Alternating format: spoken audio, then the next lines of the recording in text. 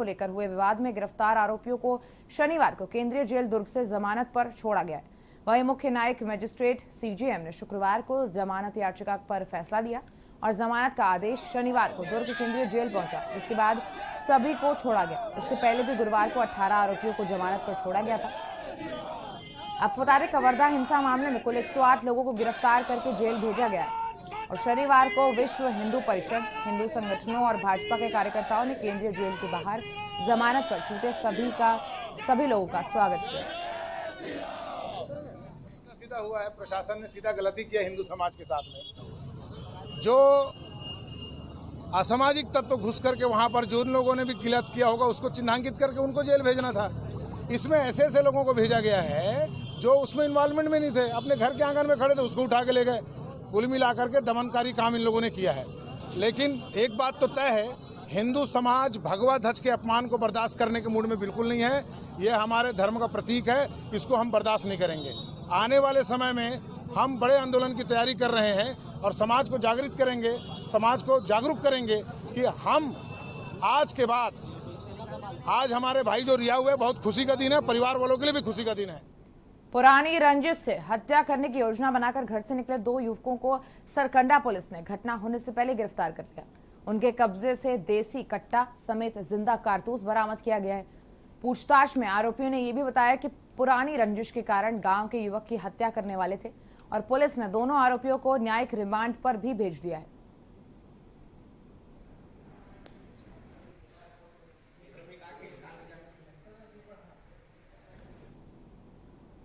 गरियाबंद जिले के अंतिम छोर पर बसे हुए बहुचर्चित गांव सुपे बेड़ी तहसील मुख्यालय देवभोग से लगभग 15 किलोमीटर दूर सुपे बेड़ा में एक दिवसीय दशहरा मनाया गया और गांव के देवी देवताओं का पूजा अर्चना करके गांव की सुख समृद्धि के लिए ये पूजा अर्चना की गई और कार्यक्रम में देर रात तक हजारों लोग जुटे रहे।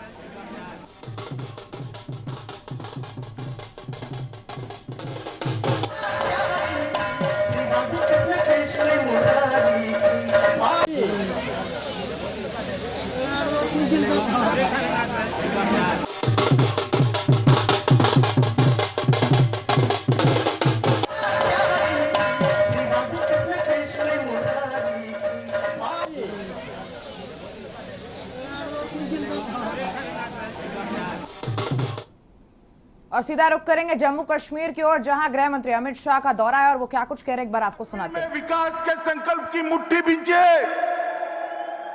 और प्रचंड आवाज से बोलिए, भारत माता की, भारत माता की, भारत माता की। मंच पर उपस्थित मेरे मित्र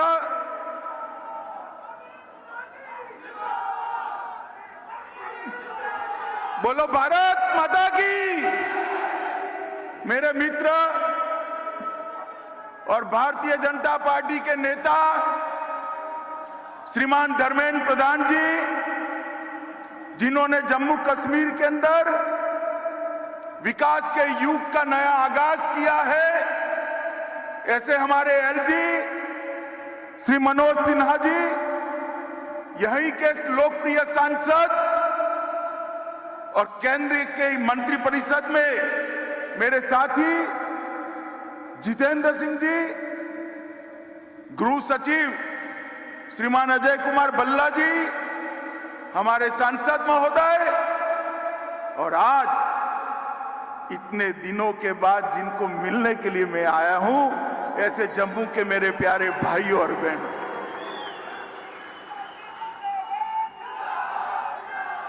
मित्रों, कल से मेरे मन में एक बहुत बड़ा टेंशन चल रहा था कि बारिश हो रही है, मौसम ठीक नहीं है, मैदान में पानी भर गया है, शायद मैं आपको मिल पाऊंगा या नहीं मिल पाऊंगा। मगर माता वैष्णो देवी की कृपा देखिए, धूप निकल आई है और आप सब मेरे सामने। मित्रों, आज एक पवित्र दिन है, पंडित प्रेमनाथ डोगरा का, प्रेमनाथ जी का जन्मदिन,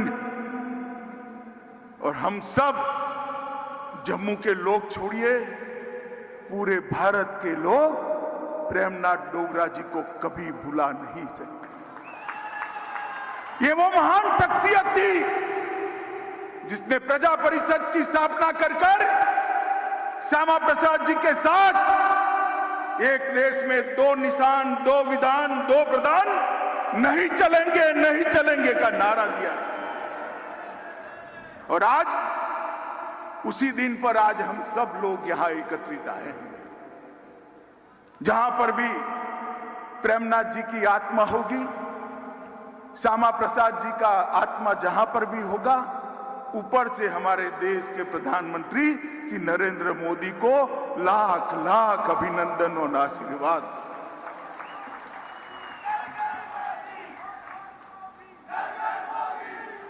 मित्रों, आज मैं जम्मू में आया हूं, सबसे पहले ये कहने आया हूं कि जम्मू वालों के साथ अन्याय का समय समाप्त हो चुका है। अब कोई आपके साथ अन्याय नहीं कर सकता। सालों तक अन्याय झेला है आप, मगर कोई अब अन्याय नहीं कर सकता। विकास दोनों का साथ में होगा, कश्मीर का भी होगा, जम्मू का भी होगा। दोनों मिलकर भारत को आगे बढ़ाने के लिए एक साथ प्रयत्न करेंगे। किसी को अन्याय नहीं हो, इस प्रकार का शासन नहीं चले।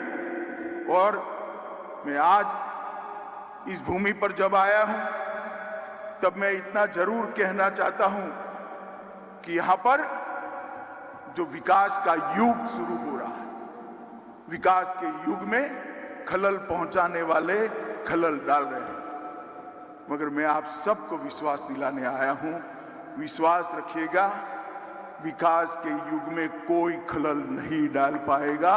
जम्मू कश्मीर के विकास को कोई रोक नहीं पाएगा। मित्रों, 5 अगस्त 2019 को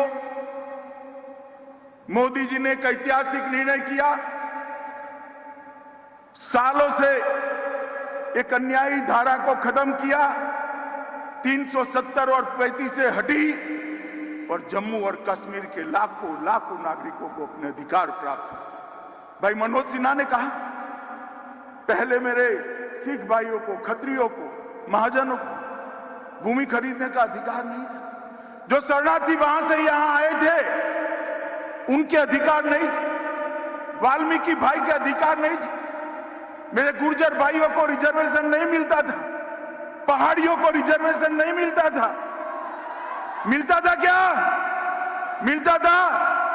किसी को डरने की जरूरत नहीं है। भारत के संविधान के सारे अधिकार मेरे गुर्जर भाइयों और पहाड़ियों को मिलने वाले हैं, कोई रोक नहीं सकता। महिलाओं को, अधिकारों को रोक रखा, इसको भी मोदी जी ने एक साथ श्रमिकों के हितों की रक्षा के लिए मिनिमम वेज एक्ट को लागू किया, सफाई कर्मचारी एक्ट को लागू किया, दलितों के और ट्राइबल पर के अधिकारों के लिए, उनके हितों की रक्षा के लिए, अत्याचार रोकने के लिए सख्त कानून लाए।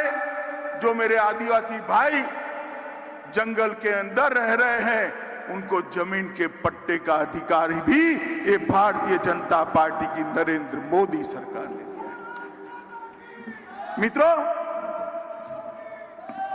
मैं जब यहां आया हूं तब आज ढेर सारे चीजों का उद्घाटन हुआ है। मनोज जी ने विस्तृत रूप से इसकी मीमांसा करी है। मैं कुछ चीजें जरूर कहना चाहता हूं। एक जमाना था कि जम्मू कश्मीर के अंदर कहने को 5 मगर 4 मेडिकल कॉलेज थे। आज मैं आपको बताने आया हूं कि जम्मू को कश्मीर के अंदर 7 मेडिकल कॉलेजों का स्थापना हो चुका है नए, और 2 और होने वाले, 5 चालू हो चुके, पहले 500। और अभी हमने आपको सुनाया गृह मंत्री अमित शाह जो जम्मू कश्मीर में इस समय मौजूद हैं, उनका 2 दिवसीय दौरा है, जहां उन्होंने जनता को संबोधित किया। उन्होंने एक अहम बात ये बोली कि अब इस देश में 2 निशान और 2 विधान नहीं चलेंगे। और इसके साथ ही उन्होंने जम्मू कश्मीर में उपलब्धियां भी गिनाई अपनी पार्टियों की। और यहां रुकेंगे एक छोटे से ब्रेक के लिए, बने रहेगा हमारे साथ।